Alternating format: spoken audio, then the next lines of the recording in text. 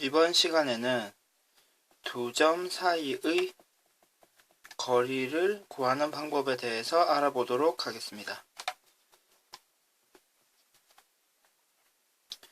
일단 수직선 상에서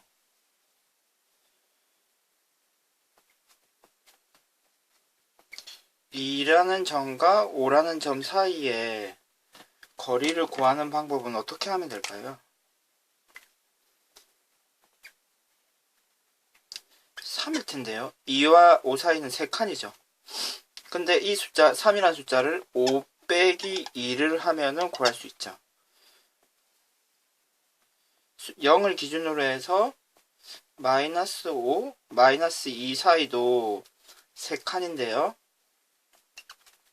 이 3이라는 숫자도 마이너스 2에서 마이너스 5를 빼주면 됩니다. 지금 큰 숫자에서 작은 숫자를 빼줬죠.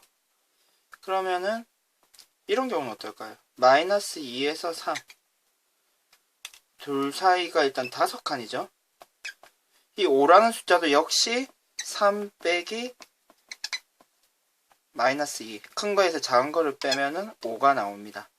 결국 수직선의 오른편, 수직선의 왼편 아니면 0을 기준으로요. 0을 기준으로 오른쪽, 0을 기준으로 왼쪽 아니면 0을 사이에 둔 경우 모든 어떤 경우라도 큰 숫자에서 작은 숫자를 빼면은 둘 사이에 거리가 나오는데요. x1, x2라고 한다면 x2에서 x1을 빼면 되죠. 그런데 지금처럼 x2랑 x1 두 점 사이가 어느 점이 더 큰지 알면 이렇게 처리해주면 되지만 우리는 두 점 중에 어떤 점이 더 큰 숫자인지 모르는 경우가 있습니다. 그런 경우까지 고려한다면 다음과 같이 절대값 처리를 해주면 될 것 같습니다.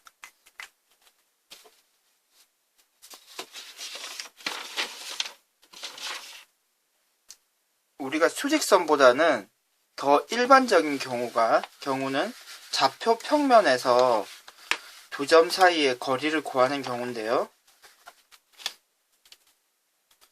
좌표 평면이 있고요. 다음과 같이 두 점이 있습니다.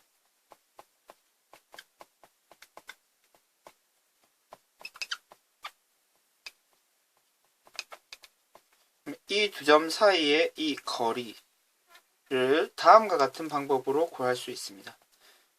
피타고라스의 정의를 이용할 텐데요. 그러면은 x1, x2가 되겠죠. 그러면은 이 사이의 거리는 x2 빼기 x1이 될 것이고요.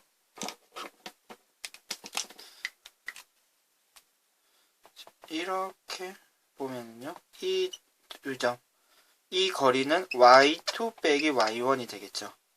그러면 A, B 사이의 거리는요. x2 빼기 x1의 제곱 플러스 y2 빼기 y1의 제곱을 한 것을 루트를 씌워주면 피타고라스의 정의에 의해서 A, B 두 점 사이의 거리가 나오게 됩니다. 근데 여기서 하나 확인하면은 편하게 계산할 수 있는 것이 어차피 제곱을 하기 때문에 큰 수에서 작은 수를 빼든 작은 수에서 큰 수를 빼든 어차피 플러스가 되겠죠.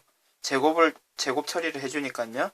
따라서 점의 순서는 상관없이 두 점을 빼주기만 하면 된다 라고 기억해 주시면 됩니다.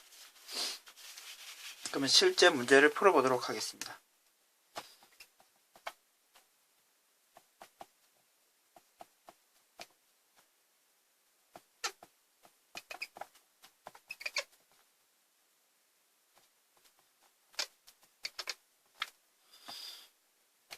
A, B 사이의 거리는요.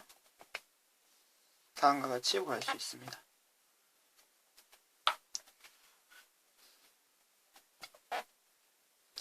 (5에서) 마이너스 7을 빼고 제곱을 해주고요. 3에서 마이너스 2를 빼고 제곱을 해줍니다. 실제 계산을 해주시면요. 144가 되고 25가 되죠. 169가 되기 때문에 13이 됩니다.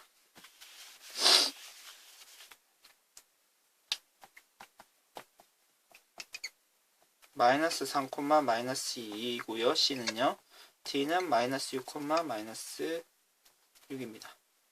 이때 CD 사이의 거리를 구해봅시다. 그러면 마이너스 3에서 마이너스 6을 빼고 제곱을 해주고요. 마이너스 2에서 마이너스 6을 빼고 제곱을 해주면 되죠. 그러면 9가 되고요. 16이 됩니다. 5가 되겠습니다.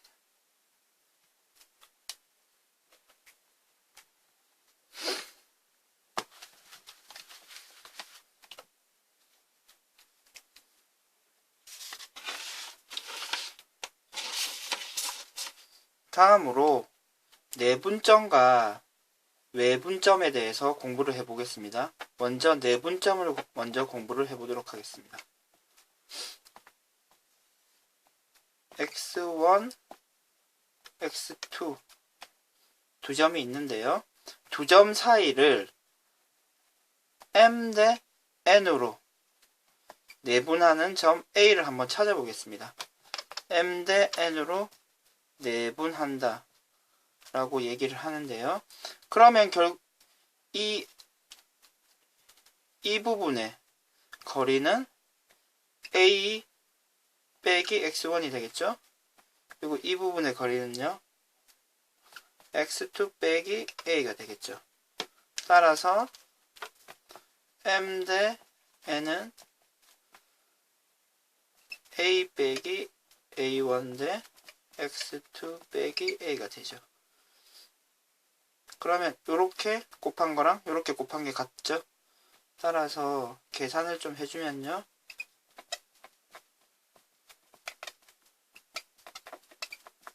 A가 되고요. 전개를 해서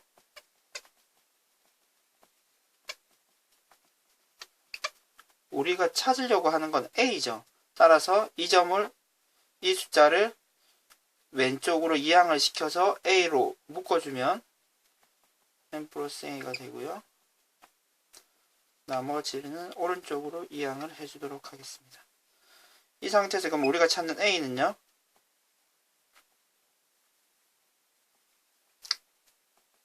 나누기 다음 숫자가 되겠죠. 그러면 조금 크게 한번 적어보면요.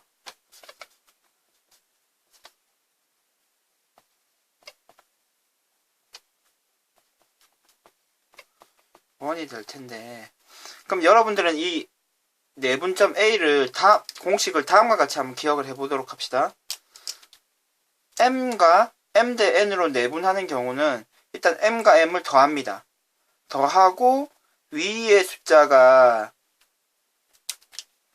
이런 식으로 배치가 되는 것을 한번 확인해 두도록 합시다. 그리고요, 이 숫자는 m과 그 반대편에 있는 x2를 곱하는 거죠. 그리고 이 숫자는요, n과 반대편에 있는 x1을 곱하는 겁니다. 다음과 같이 내분점 공식을 꼭 기억을 해주도록 하시고요. 그리고 추가적으로 그럼 1대 1로 내분하는 점은 어떻게 됩니까? 그럼 1 더하기 1이 될 거고요. 그리고 1이기 때문에 그냥 두 점을 더하는 것과 같은 상태가 되죠. 그래서 중점 공식이라고도 얘기합니다. 1대1로 내분하는 것이기 때문에 중점 공식은 2분의 두 점을 더하는 형태가 되겠습니다. 중점을 구하라는 말이 많기 때문에 이 공식도 따로 하나 외워주도록 하겠습니다. 다음으로는 외분인데요.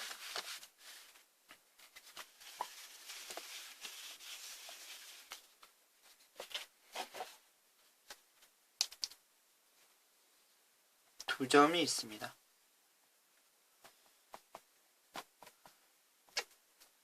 외분을 할 때는 처음부터 하나 확인을 좀 해주셔야 되는 부분이 있습니다. m 대 n으로 외분한다라고 하는데요. m이 크느냐 n이 크느냐에 따라서 상황이 좀 달라지겠죠.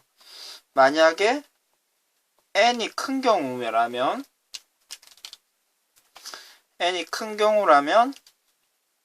다음과 같이 될 것입니다. m 대 n 해서 외분하는 b점은 오른쪽 편에 있을 거고요. 만약에 n이 크다고 한다면 m 대 n이 되는 게 맞죠. 따라서 n이 큰 경우는 외분하는 b점이 왼쪽 편에 있을 것입니다. 일단 m과 n으로 외분한다고 하면 어떤 숫자가 더 큰지에 따라서 오른쪽으로 처리를 할지 왼쪽으로 처리할지를 먼저 구별을 해주시고요.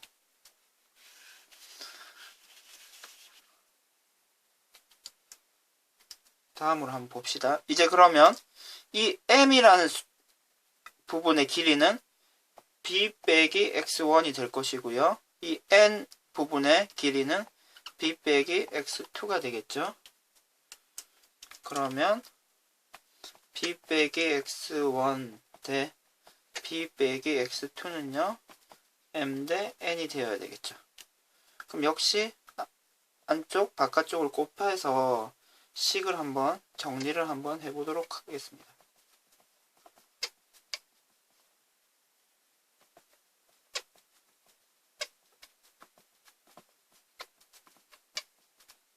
이 되고요. 우리가 지금 찾는 숫자는 b이기 때문에 식을 좀 정리를 해주면요.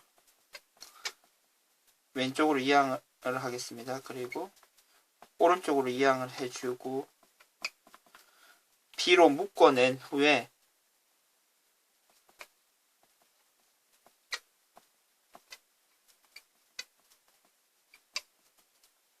m 빼기 n을 나누어주면 외분하는 점 b는요. m 빼기 n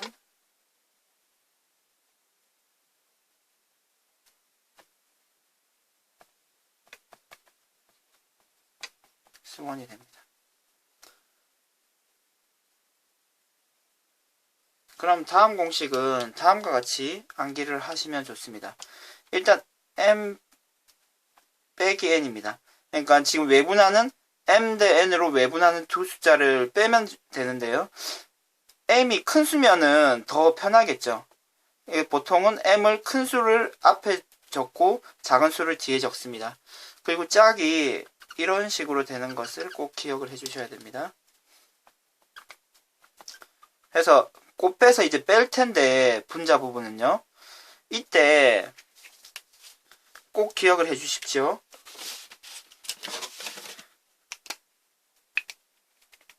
먼저 곱하는 쪽이 이 n 짧은 쪽과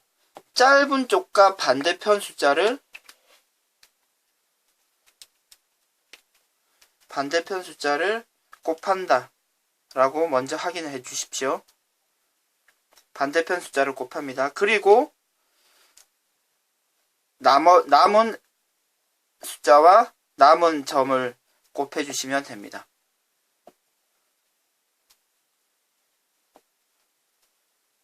괜찮습니까? 그럼 선생님이 직접 문제를 풀면서 한번 확인을 해보도록 하겠습니다.